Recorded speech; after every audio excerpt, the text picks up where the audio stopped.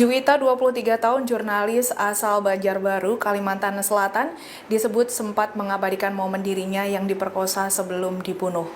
Almarhum Juwita merekam video tersebut berdurasi 5 detik yang mengungkap dugaan kasus ini.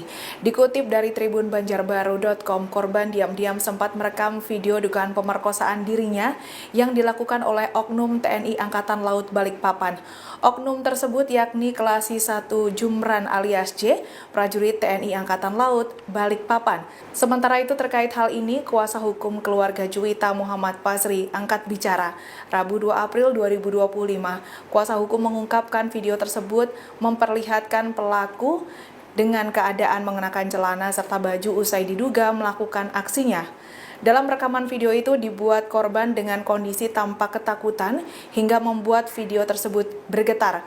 Video ini disebut menjadi salah satu bukti yang menguatkan dugaan pemerkosaan yang dialami korban sebelum akhirnya ditemukan tewas Sabtu 22 Maret 2025. Selain itu, almarhum Juwita juga disebut memiliki sejumlah foto sebagai bukti lain.